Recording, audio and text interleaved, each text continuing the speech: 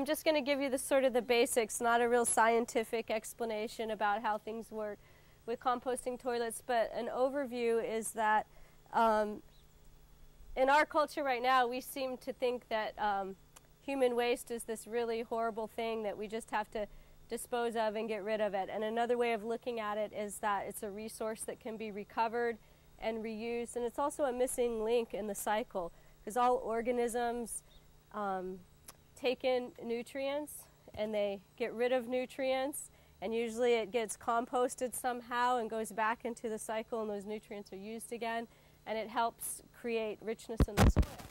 So there's really this missing link between our food production that gets shipped in from somewhere else, and then our poop comes out and gets taken off somewhere else, and there's no link there. So the idea with composting toilets is that it's a natural cycle of life, and there are a lot of benefits to it.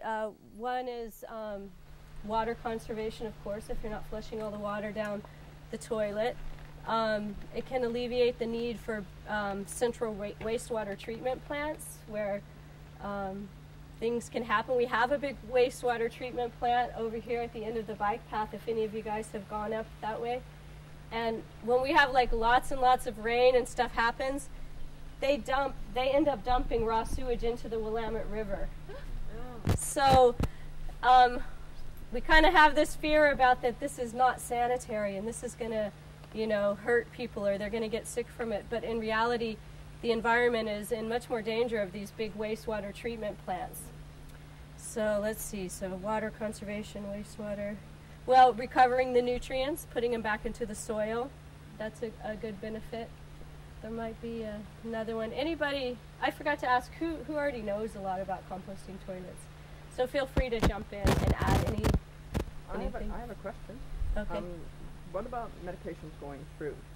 So in an average healthy person, there aren't going to be pathogens that come out in the poop, but there's different ways to compost it. So these toilets that we're using in this building, for instance, heat it to a certain degree. So if you have enough heat, it will get rid of those chemicals and the stuff. But if you're taking high blood pressure pills and you don't chew the pill or the pill doesn't dissolve going through you, yeah, is that all taken care of by heat? Well, for me, if I were in that situation, I probably wouldn't use that compost on my garden. I would use it somewhere else, like on the bamboo back in the corner or something like that. So it's a way, I mean, you can directly control what you're eating, what's going into the compost, and what you do with that compost, so you can decide how to use that. You can't control what everybody else goes on. No. Yeah. How many of you guys are on drugs? She's great. I love you. Okay. So anyway, getting back to the brief overview, there's composting toilets use aerobic processes to decompose things rather than anaerobic processes, like in the water with a wastewater treatment plant, and it composts a lot quicker with aerobic if you have oxygen. And really all you need is oxygen, heat, and a little bit of moisture, and the moisture has to be controlled somewhat. If it's too wet, it's going to smell really bad and not compost as quickly. If it's too dry, it can just stop the process completely and it'll just sit there and not really compost. So it takes some management and it takes some paying attention to what you're doing, but it's a pretty simple process, and it's been used for millions of years with human beings. Using their waste for all kinds of things, not just for nutrients in the soil, but using waste for fuel, fuel source. You know, dried poop is an excellent fuel source. Cow chips. Yeah, cow chips. So anyway, that's my little spiel. And if I think of the other, I was thinking of other benefits of doing it. But let's see, which one is better for you? This one. Okay, so you see these little stools here? You just unhook them like that. There's just a little tiny thing there. So if you do this and you put it back, make sure you actually do that, because if you don't stick it in there all the way, someone will step on it, will fall. So really go up there and hook it under and then feel it and see that it's stable. Did somebody fall already? You're nodding. Lynn fell. I was in there. Luckily, I kept. You were in there with Lynn? Yeah. He pulled her out. Okay, so you take this out, and you see this little hidden handle here.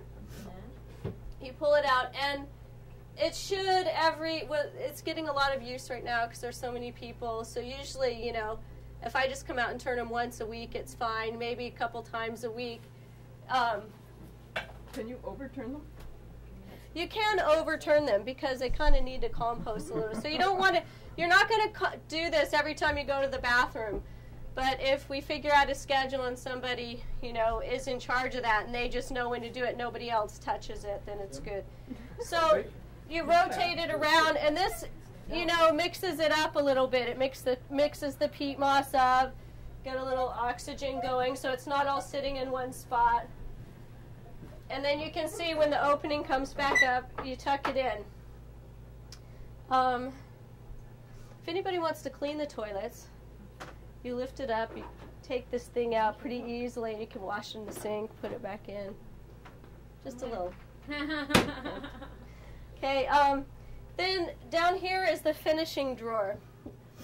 And this just slides right out, and it has stuff in here. It's cooking right now. I dropped it down yesterday. I think it probably needs another day, actually, this one, before I would take it and dump it out. So I pull that drawer out and walk around back, dump it back there, put it back in, and then drop more material down into the drawer. And the way you drop it down is there's a little button right here, and you pull it out and hold it. It's a little bit, you know, there's some tension there, but you hold it, and as you hold it, you turn this thing the opposite way, counterclockwise. So you hold this button out, you turn this thing around counterclockwise, but I don't want to do it because it's full right now. I was hoping it would be enough that I could take it out and dump it and then show you how to drop it down, but I can show whoever's interested in wanting to do this tomorrow or the next day. And then you just rotate it counterclockwise, and it dumps more stuff down in there and takes the level down a little bit. And you just let it cook there for as long as it needs to. So it's electric, it's plugged in, it's heating at the bottom. How hot's it get? I don't know what the temperature is, but it needs to be like between 104 and 140 degrees to really kill pathogens, because there's certain bacteria that thrive at those higher temperatures that then break it down into its different components, and some things get consumed and evaporation happens, and so the pathogens get killed at the higher temperatures. There's no built-in thermometer? No, I don't have a built-in thermometer. Huh? How often do you come in and actually turn the... It totally depends on how much use it's getting. Is there peat moss in there already? Is there like a reservoir of peat moss? Or you Oh, have in to here? add it? in No, the drawer? No, not in the drawer. That's just all stuff that's a mixture of the waste and the peat moss that's been dropped down. Okay. And so the moisture has to be kind of monitored. If it's too wet, that's why I was saying on that first day that if you're just peeing a lot, be a little bit generous with the peat moss. You don't need as much if you're just pooping. And this middle one is the one that are we in the middle one? Yeah. This middle one is the one that we're not quite sure what's happening to it, but it's not doing as well with liquids, and it sometimes will, I don't know if I think there might be a crack in the drum and the liquids come through and they're not staying in there and mixing with the peat moss. So I think when people pee, it goes to the drawer below, and I'll pull out that drawer and there'll be like some liquid stuff under there. So it takes a lot longer for it to heat up and decompose. So that's why I was asking that this one's just if you poop, only use this one. And I know everybody's pees a little bit when they poop. It's hard to tell you not to do that. So that little bit of moisture should be the right amount in here if you're just pooping in this one. But if you just need to pee, use the other ones or those down there, because it will start, it will leak out brown liquid sludge on the bottom, and it won't be pleasant for any of us. So please don't pee in this one. Okay. We could check one of the other ones and see if it's ready yet. Michelle, when you're turning it, you're going clockwise, and when you're... Yeah, really dry because you're still composting it back there out in the air and sunlight for a while. So I need a clear path. Okay, Michelle, I have a question. Yeah. Okay, when you're talking about it's cooking in the bottom, yeah, and then It's called the finishing drawer. Okay, when you've pulled the finishing drawer, then you drop it. So it seems to be doing it in layers. How come these have been closed?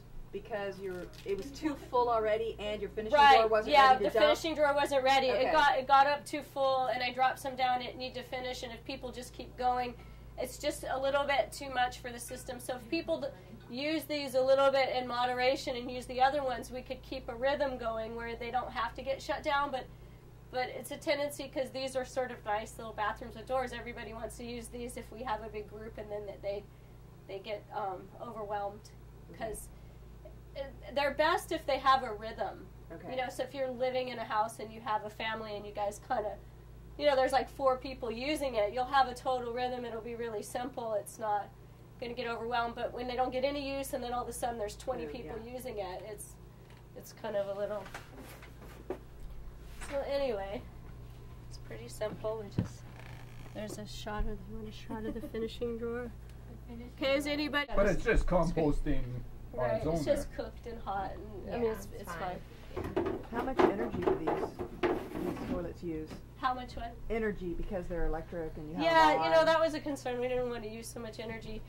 I don't know really. I mean, they're supposed to be energy efficient. I don't know an exact number. Right. Or like what they're comparable to, like a washer or like. I mean, like There'd this be a noise, sticker they're on the always, back. I they're don't always know that. running, right? Yeah, But it's you know, just if they're the not fan getting always used, we running. turn them off. Oh, We don't. okay. We unplug them at times. We don't use. If they're not, they can work without electricity. They make a Sunmar model that isn't electric. It will still compost, just not as fast. Okay. And if you don't have a lot of use, it will compost fine. But for something like this with everybody, we have them all plugged in. Right. And do you guys have solar panels up here that you're using to supplement the electricity, or? Yeah, we have solar hot water here in this Okay. building. Solar hot water on our house. We don't use our hot water heater all summer. We just completely turn it off. And we have the photovoltaic panels on the roof of the straw bale, and that's connected to the grid, so the energy goes back into the system, so kind of offsets. Yeah. So if you were to have a problem with one of these units, like, do you have to figure it out yourself? Well, you could call the manufacturer. We've been using them for 6 years, and we haven't had to call the manufacturer. I'm thinking about calling them about that middle one that's not doing so well with it. But they have, it's a good company. So anyway, I'll show you here. You want to open this up so you can see when it gets back to the right place. You pull this out. You hold this out, the button here. Is everybody there? And then you turn it counterclockwise. Ooh, with gloves, your hand kind of sticks to the. Okay, hold on. I can't do that with a glove. I'm sorry. I'm modeling this for Slav. Okay, so you go backwards. And you do one rotation, you get it back to that part, and you can kind of check and see that's pretty full. Sometimes it drops down a lot, sometimes not a lot. Goes down, so you can do it 1 rotation or 2 rotations, depending on. So we'll just do 1 and leave it there. And then, you know, usually sweep up here. And I meant to tell you guys, if you just leave these like there, then they can go in the. Maybe I'll put a bag out here or something for recycling the things, because otherwise I just pick them out of the trash. So. Where are the trash bags for us to, and where do we take the trash? 'Cause oh, okay. I'll tell you that in a minute. Okay, so then you close the lid. Get the little broom here. The little broom would be. The bathhouse broom, good. It's the right broom. There's also that shop vac that can be used to come in here if somebody feels so inclined. So you talked about getting it to the right level when you're cranking it to go into the tray. And what is the right level? Is there a way to see on the inside how far? Oh, if not. You want it to go down? You mean? Well, you just want to make sure you're not overflowing the tray. So you might do like 1 rotation. Do 1 rotation and kind of check, and if it looks pretty full, if it looks like it's not that full and it could take 1 more, then you do 1 more. Oh, okay. because once you start a rotation, the whole thing goes. Yeah. So you don't have